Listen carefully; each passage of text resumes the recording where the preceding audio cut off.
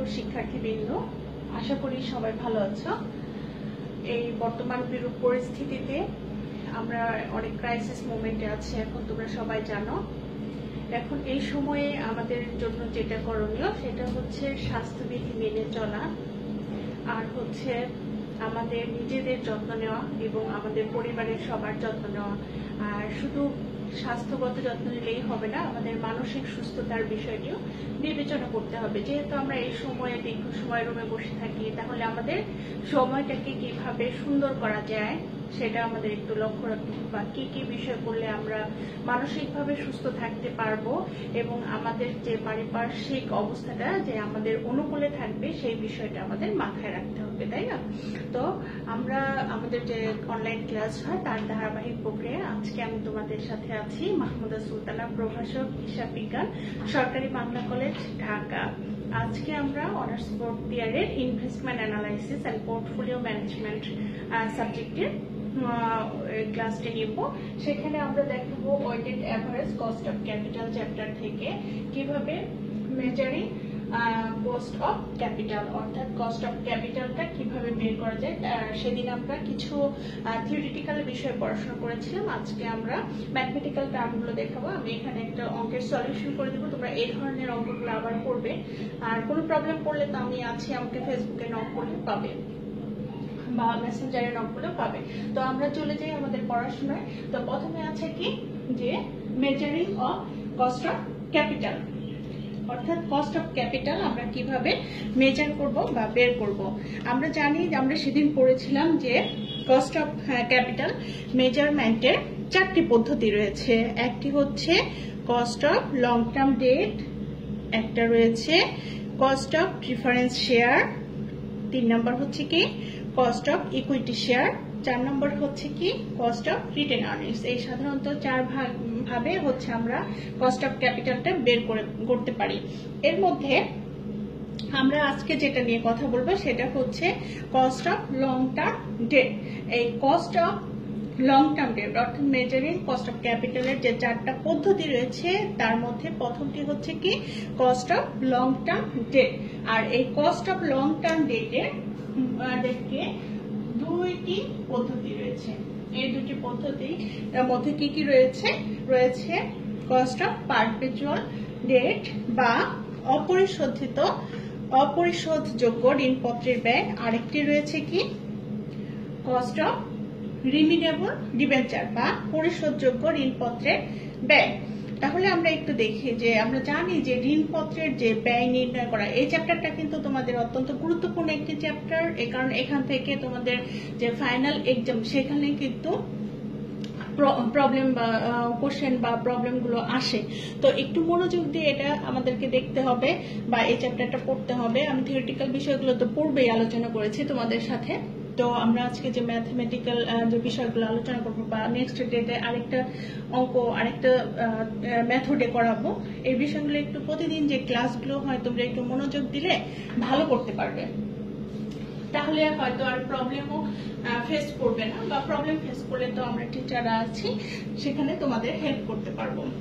তো আমরা জানি যে এই যে ঋণপত্রের ব্যয় নির্ণয় করাটা অত্যন্ত সহজ যদি আমরা একটু চিন্তা ভাবনা করি, কারণ এক্ষেত্রে ঋণের সুদ ও আসল হিসেবে প্রাপ্ত নিট অর্থের পরিমাণও সহজে নির্ণয় করা যায়।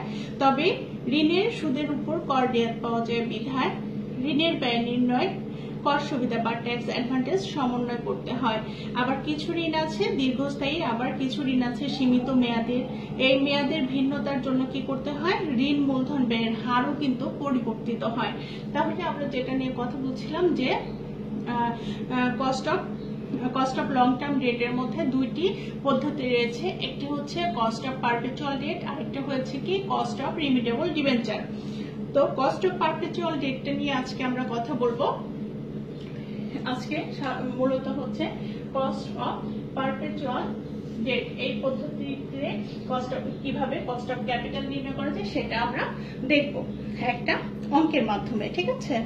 তো কস্ট অফ পারপেচুয়াল ডেট অর্থাৎ যে বন্ড বা ঋণপত্র মূলধনের অংশ হিসেবে ব্যবসায় থেকে যায় এবং পরিশোধের প্রয়োজন হয় না। তোমরা একটু খেয়াল করবে যে কস্ট অফ পারপেচুয়াল ডেটটা কি, আসলে যে বন্ড বা ঋণপত্র মূলধনের অংশ হিসেবে ব্যবসায়ী থেকে যায় এবং পরিশোধের প্রয়োজন হয় না তাকে অপরিশোধযোগ্য ঋণপত্র বলে। আর এই অপরিশোধযোগ্য ঋণপত্র ব্যয় নির্ণয়ের সূত্রটা কি রয়েছে? সূত্রটা রয়েছে KD equal to I first bracket 1 minus TR divided by NSV into হচ্ছে 100। এখানে KD equal to cost of debt after tax, cost of debt after tax, আর আই হচ্ছে annual interest payment, next TR tax rate, আর NSV net sales value. Net sales value বলতে কি বোঝাচ্ছে? Net sales value বলতে বোঝাচ্ছে যে sales value minus হচ্ছে ফ্লোটেশন কস্ট। তাহলে আমরা কি পাচ্ছি? আমরা পাচ্ছি যে net sales value equal to sales value minus হচ্ছে কি ফ্লোটেশন কস্ট। সাধারণত অঙ্কের মধ্যে ফ্লোটেশন কস্টটা দেওয়া থাকে বা পার্সেন্টেজ উল্লেখ করা থাকে। আমরা একটু সেদিনও পড়েছিলাম এর আগের ক্লাসে যে ফ্লোটেশন কস্টটা কি। আবার একটু বলছি যে ফ্লোটেশন কস্টটা কি, সেটা হচ্ছে যৌথ মূলধনী কোম্পানির শেয়ার, একটু খেয়াল করো, যৌথ মূলধনী কোম্পানির শেয়ার, সিকিউরিটি, ঋণপত্র ইস্যু বা বিক্রয়ের জন্য যে ব্যয় হয় তাকে কি বলা হয়? ফ্লোটেশন কস্ট বা উত্তোলন ব্যয়। অর্থাৎ আমরা সহজে বুঝতে পারলাম কি, যৌথ মূলধনী কোম্পানির শেয়ার, সিকিউরিটি বা ঋণপত্র ইস্যু করার জন্য বা বিক্রয়ের জন্য যে ব্যয় হয় তাকে আমরা কি বলবো? আমরা বলবো সেটা হচ্ছে ফ্লোটেশন কস্ট বা উত্তোলন ব্যয়। উত্তোলন ব্যয় হচ্ছে সাধারণত কি বিক্রয়জনিত ব্যয়, বিক্রয়জনিত ব্যয়। তাহলে আমরা কি বলতে পারি যে বিক্রয় মূল্যের উপরে সাধারণত এই ফ্লোটেশন কস্ট বা উত্তোলন ব্যয়টা নির্ধারণ করা হয়। এই ব্যয়কে দুই ভাগে ভাগ করা যায়, একটা হচ্ছে কি আন্ডাররাইটিং কমিশন বা অবলেখকের কমিশন, আর একটা হচ্ছে অ্যাডমিনিস্ট্রেটিভ এক্সপেন্স, আইনগত কি ধরনের ব্যয় হয়। সাধারণত ব্যয় কি যে অবলেখক যারা বিনিয়োগ বোর্ডের আয় সিংহভাগ যেমন আসে অবলেখকগণের কমিশন হতে, অর্থাৎ বিনিয়োগকারী প্রতিষ্ঠান, ব্যাংক, সিকিউরিটি বিক্রয় করে যে অর্থ যে আয় করে তাকে অবলেখকগণের কমিশন বলে। অন্যদিকে প্রশাসনিক ব্যয় হচ্ছে নতুন শেয়ার ইস্যুর ক্ষেত্রে অনেক ধরনের ব্যয় রয়েছে। এই ব্যয়গুলোর মধ্যে কি রয়েছে? লিগ্যাল এক্সপেন্স বা আইনগত ব্যয়, হিসাব রক্ষণের ব্যয়, মুদ্রণ ব্যয়, এগুলো হচ্ছে কি সবকিছু মিলিয়ে কি ফ্লোটেশন কস্ট। তাহলে আমরা নিট সেলস ভ্যালু পেয়ে গেলাম হচ্ছে net sales value equal to sales value minus হচ্ছে ফ্লোটেশন কস্ট বা উত্তোলন ব্যয়। তো আমরা এখন একটা এক্সাম্পল দেখবো আজকে, উদাহরণ, যে calculate the explicit cost of debt for each of the following situation assuming. কি কি সিচুয়েশন রয়েছে বা কি কি আমাদের শর্ত রয়েছে? শর্ত রয়েছে ইন্টারেস্ট রেটটা রয়েছে 10%, কর্পোরেট ট্যাক্স রেট রয়েছে 40%, ফ্লোটেশন কস্ট রয়েছে 5% on issue price, face value রয়েছে 1 লাখ টাকা। তাহলে আমরা কি পাচ্ছি? আমাদের ইন্টারেস্ট রেট, অ্যানুয়াল ইন্টারেস্ট রেটটা ছিল কত? 10%। এরপরে পাচ্ছি কি কর্পোরেট ট্যাক্স রেট ছিল 40% এর বা 0.40। এরপর হচ্ছে ফ্লোটেশন কস্ট হচ্ছে, এটা একটু খেয়াল করো, অন ইস্যু প্রাইস, যে মূল্যে ইস্যু করা হচ্ছে সেই প্রাইস বা সেলস প্রাইসের উপর, তাই না? এটার উপরে কি বলা হয়েছে যে 5% ফ্লোটেশন কস্ট। এরপর রয়েছে ফেস গুলো কত? যে আমার শেয়ারের ফেস গুলোটা ছিল 1 লাখ। এখন সিচুয়েশন গুলো কি আছে একটু খেয়াল করে, এই সিচুয়েশন গুলো আমার সলিউশন করতে হবে। যেটা প্রথমে রয়েছে কি sold at per and flotation cost is 5% on issue price. Next বলা হয়েছে কি sold at 10% premium and flotation cost is 5% on issue price. Next রয়েছে sold at 10% discount and flotation cost is 5% on issue price. অর্থাৎ আমাদের কি বলা হয়েছে যে নিম্নোক্ত বিভিন্ন অবস্থার প্রেক্ষিতে ঋণপত্রের প্রত্যক্ষ ব্যয়গুলো নির্ণয় করো। এখন প্রত্যক্ষ ব্যয় নির্ণয়ের ক্ষেত্রে কি কি দেওয়া আছে? যে সুদের হার আছে কত? সুদের হার আছে 10%, কর্পোরেট কর হার আছে 40%, ফ্লোটেশন কস্ট বা উত্তোলন ব্যয় আছে 5% অন ইস্যু প্রাইস, আর লিখিত মূল্য বা ফেস ভ্যালু আছে 1 লাখ। এখন আমরা একটু আসি যে বলা হয়েছিল এখানে একটা কথা, এক্সপ্লিসিট কস্ট বা ব্যক্ত ব্যয়। এটা কি, এটাও আমি আগের ক্লাসে একটু শেয়ার করেছি, আবার একটু তোমাদেরকে ব্রেনস্টর্মিং করছি আমরা। সেটা হচ্ছে কি এক্সপ্লিসিট কস্ট কাকে বলে, যে অর্থায়নের বিভিন্ন উৎস থেকে মূলধন সংগ্রহের জন্য প্রত্যক্ষভাবে যে ব্যয় পরিশোধ করতে হয়। অর্থায়নের বিভিন্ন উৎস থেকে যখন আমরা মূলধনগুলো সংগ্রহ করি তার জন্য প্রত্যক্ষভাবে যে ব্যয় পরিশোধ করতে হয় তাকে বলা হয় ব্যক্ত ব্যয় বা এক্সপ্লিসিট কস্ট। অন্যভাবে হচ্ছে যে আয়ের হার দ্বারা কোনো প্রকল্পের নগদ আন্তঃপ্রবাহের নিট বর্তমান মূল্য এবং নগদ যে বহিঃপ্রবাহের বর্তমান মূল্য সমান হয় তাকে মূলধনের ব্যক্ত ব্যয় সাধারণত বলা হয়ে থাকে।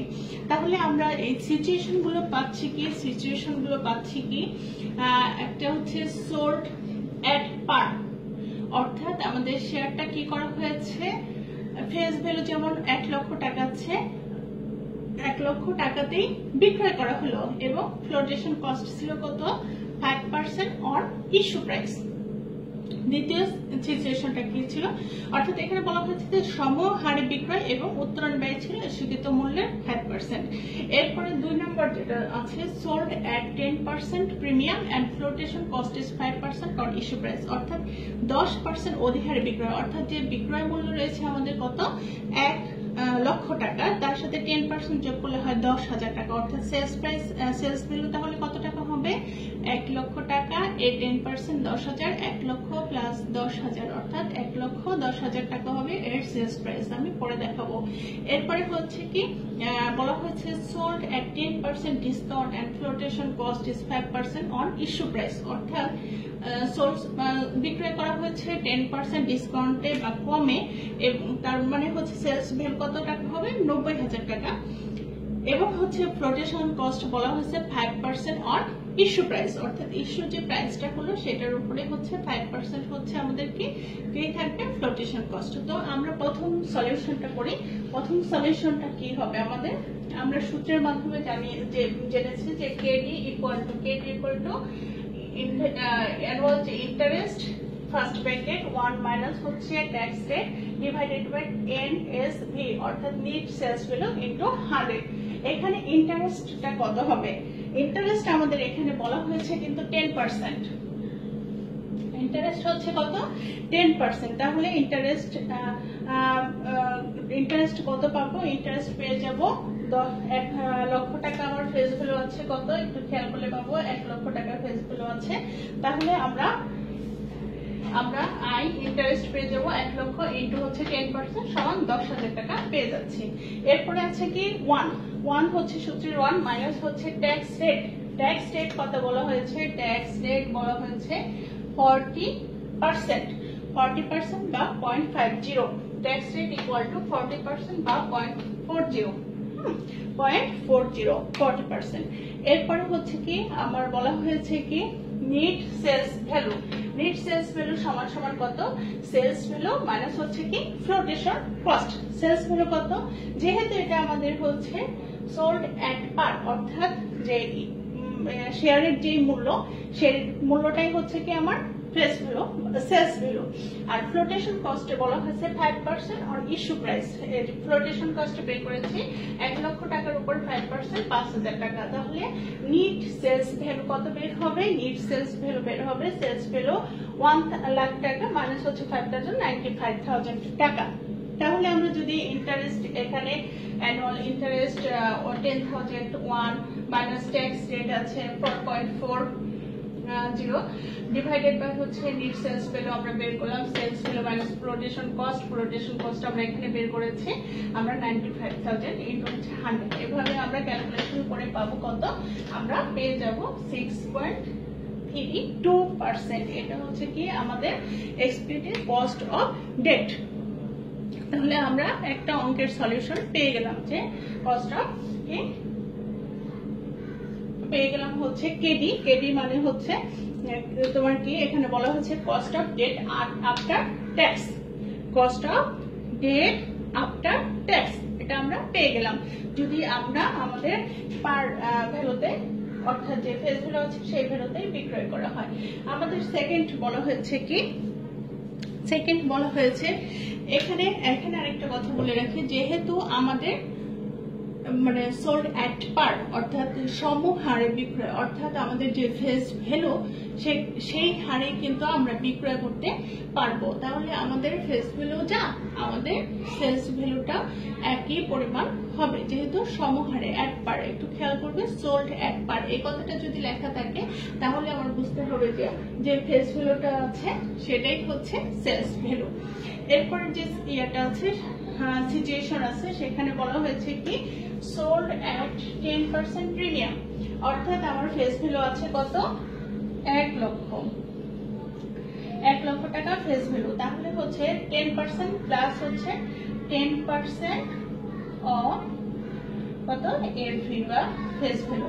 তাহলে আমরা কি পেয়ে যাব, এটা আমরা দেখছি। তাহলে আমরা সূত্রে চলে যাই যে KD equal to I first bracket 1 minus tax rate divided by net sales value into 100। তাহলে এখানে হচ্ছে কি আমাদের ইন্টারেস্ট রয়েছে কত, ইন্টারেস্ট আমরা আগেই বের করেছি, ইন্টারেস্টে 10% যেহেতু বের করেছি, ইন্টারেস্টের কোনো পার্থক্য নেই, আগের অঙ্কের মাধ্যমে আমরা 10% পেয়ে গেছি, ইন্টারেস্ট পেয়েছি 10,000 টাকা। এরপরে 1 মাইনাস হচ্ছে ট্যাক্স রেটও পেয়ে গেছি আমরা 40% বা 0.40, সূত্রের 100 ডিভাইডেড বাই, এইখানে আমাদের এইটা বের করতে হবে নেট সেলস ভ্যালু। এখন আমরা সেলস ভ্যালু কত পেয়েছি, যেহেতু এখানে বলা হচ্ছে 10% প্রিমিয়ামে বিক্রয়, তাহলে হচ্ছে ফেস ভ্যালু ছিল 1 লাখ প্লাস হচ্ছে প্রিমিয়াম। একটু খেয়াল করো, 1 লাখ প্লাস হচ্ছে 10% প্রিমিয়াম। তাহলে আমরা পেয়ে যাব কত, ফেস ভ্যালু প্লাস হচ্ছে premium equal to face value রয়েছে 1 লাখ টাকা। নেক্সট হচ্ছে আমাদের প্রিমিয়াম আছে 1 লাখের উপর 10% 10,000 টাকা। তাহলে আমার সেলস ভ্যালু বা বিক্রয় মূল্য হবে কত টাকা, বিক্রয় মূল্য হবে হচ্ছে আমার 1,10,000 টাকা হচ্ছে আমার সেলস ভ্যালু। এখন সেলস ভ্যালু আমরা পেয়ে গেলাম 10,000 টাকা। এখন হচ্ছে আমার কি লাগবে, আমার লাগবে হচ্ছে নেট সেলস ভ্যালু। আমার সূত্র হচ্ছে নেট সেলস ভ্যালু, আর net sales value equal to হচ্ছে কি আমার face value sales value minus হচ্ছে ফ্লোটেশন কস্ট, এটা হচ্ছে আমার এনএসভি, তাই না? তাহলে আমরা ফ্লোটেশন কস্টটা অবশ্যই বের করতে হবে। আর ফ্লোটেশন কস্ট আমরা বের করব কিভাবে, আমরা জানি ফ্লোটেশন কস্ট সমান সমান হচ্ছে কি, এখানে বলা হয়েছে যে flotation cost is 5% on issue price, অর্থাৎ আমার ইস্যু বা বিক্রয় মূল্য ছিল কত, আমরা বের করলাম হচ্ছে এখানে 1,10,000 টাকা। তাহলে এর উপরে 5% কত টাকা আসে, এর উপরে 5% হচ্ছে 5,500 টাকা, 5% করলে 5,500 টাকা আসলো। তাহলে নেট সেলস ভ্যালু আমরা কত পাবো, নেট সেলস ভ্যালু আমরা পেয়ে যাব যে 1,10,000 টাকা সেলস ভ্যালু মাইনাস হচ্ছে কি আমার ফ্লোটেশন কস্ট ছিল 5% ইস্যু কস্টের উপর, সেটা আমরা পেলাম 5,500। তার মানে হচ্ছে আমরা নেট সেলস ভ্যালু পেয়ে গেলাম 1,04,500 টাকা, তাই না? এখন হচ্ছে একটু খেয়াল করো যে যেহেতু নেট সেলস ভ্যালু আমরা পেয়ে গেলাম এত, তাহলে আমরা যদি সূত্রে ইন্টারেস্ট বসাই যে 10,000 টাকা বসালাম, 1 মাইনাস হচ্ছে ট্যাক্স রেট ছিল 0.4 ডিভাইডেড বাই হচ্ছে আমার কত, নেট সেলস ভ্যালু আমরা পেয়ে গেলাম 1,04,500, 1,04,500 ইন্টু হচ্ছে 100 ইকুয়াল টু হচ্ছে আমরা কত ক্যালকুলেশন করে পেয়ে গেলাম 5.74। অর্থাৎ সেকেন্ড সিচুয়েশনে আমরা কত টাকা পেয়েছি, cost of debt, explicit cost of debt ছিল কত, তাহলে আমরা পেয়ে গেলাম 5.74%। এখন আমরা ফাইনালি 3 নাম্বার চলে আসবো। 3 নাম্বারে কি বলা হয়েছে, sold at 10% discount and flotation cost is 5% on issue price। তাহলে আমরা একটু মুছে দেই, তোমরা পারবে, এ পর্যন্ত ঠিকঠাক, এইটা চেঞ্জ হয়ে যাবে।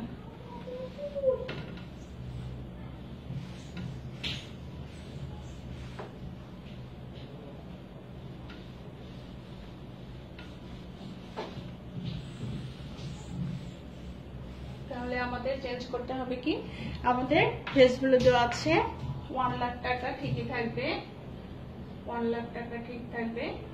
এরপর হচ্ছে ফ্লোটেশন কস্ট চেঞ্জ হবে,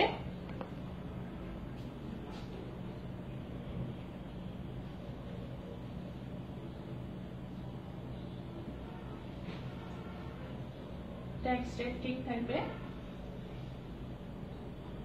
ইন্টারেস্টটা ঠিক থাকবে।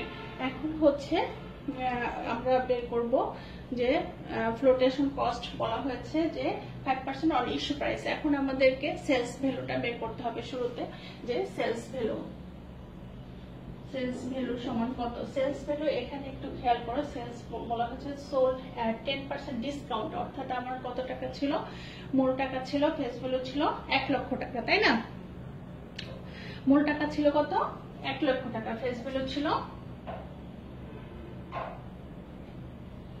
Plus discount on face value.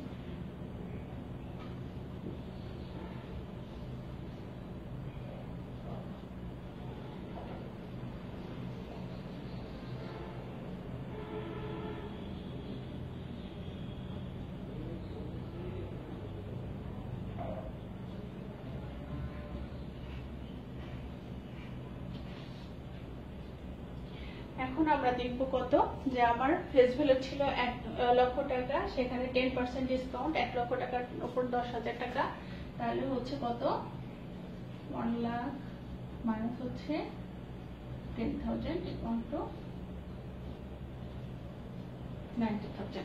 তাহলে সেলস ভ্যালু কত টাকা হবে আমার, 90,000 টাকা। এখন হচ্ছে বলা হয়েছে যে flotation cost is 5% on issue price, অর্থাৎ আমার যে সেলস ভ্যালু হলো এটা বা ইস্যু প্রাইস হলো এটা, এর উপরে কত 5% বলা হয়েছিল ফ্লোটেশন কস্ট। তাহলে এখানে আমরা 90,000 পেলাম, ইনটু হচ্ছে কত 5%,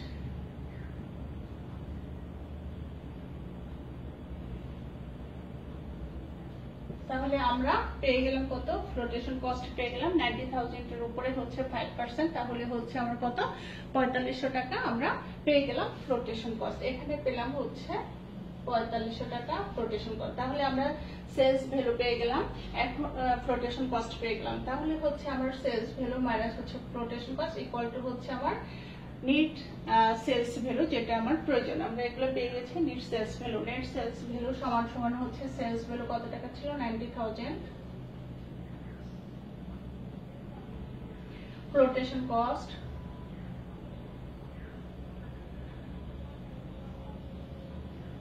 তাহলে কত হবে,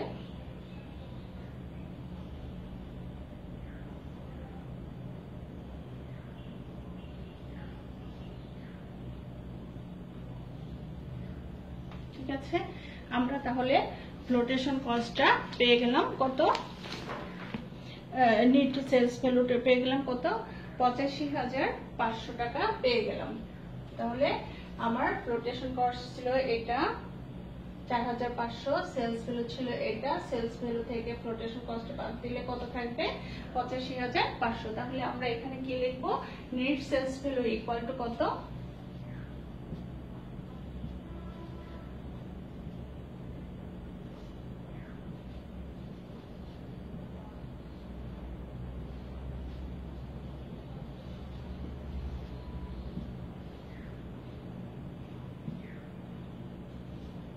আমরা এভাবে ক্যালকুলেশন করে আমরা পেয়ে যাব যে আমাদের কত টাকা আছে।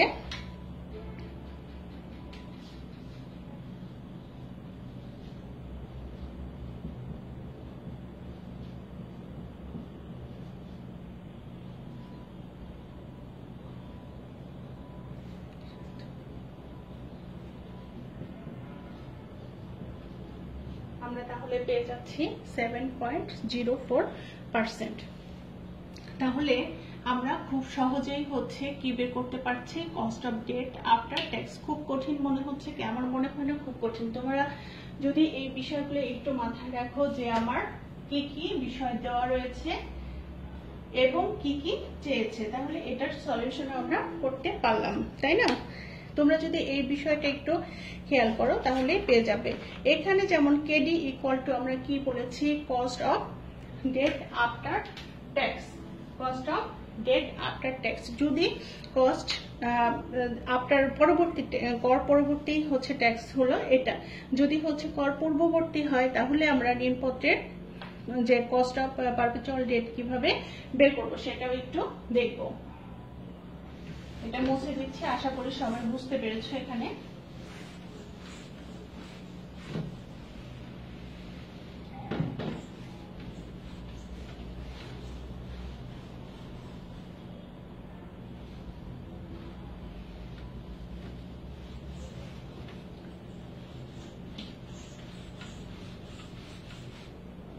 এটা ছিল আমার কি,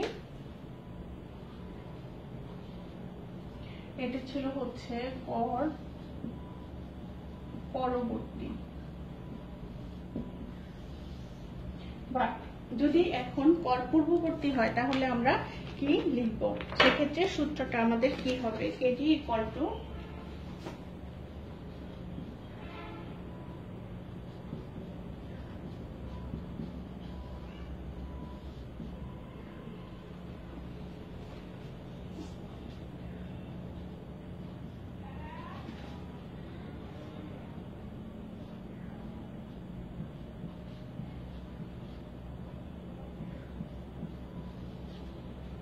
তখন হচ্ছে কস্ট অফ ডেট যেটা হবে সেটা কিন্তু কি লিখবো, বিফোর ট্যাক্স। এখানে কেডি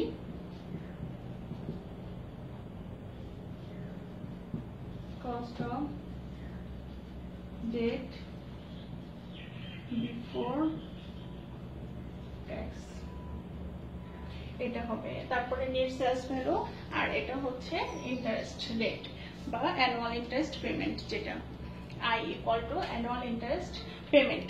তাহলে আমরা পূর্ববর্তী ও পরবর্তীর মধ্যে পেয়ে গেলাম যে কিভাবে করতে হবে। এখন ধরো যদি বলা হয়ে থাকে যে ঋণপত্রের পরিমাণ হচ্ছে 1 লক্ষ টাকা, ইন্টারেস্ট রেট 10%, কর্পোরেট ট্যাক্স হার হচ্ছে 40%, তাহলে যদি আমার এভাবে দেওয়া থাকে ফেস ভ্যালু 1 লাখ, তারপরে হচ্ছে ইন্টারেস্ট পাবো, তারপরে হচ্ছে ট্যাক্স হচ্ছে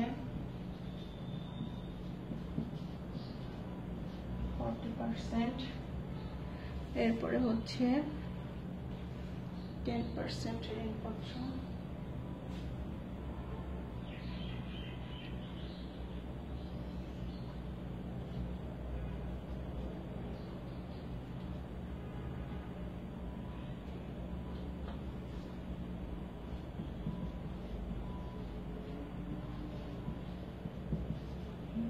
যদি এরকম থাকে যে এই জিনিসটা আমার চাচ্ছে ফেস ভ্যালু দেওয়া আছে 1 লক্ষ টাকা এবং ট্যাক্স রেট হচ্ছে 40%, তাহলে যদি আমার কর পূর্ববর্তী চাই তাহলে কিন্তু আমরা কি পাবো, তাহলে আমরা কেডি খুব সহজেই পেয়ে যাব।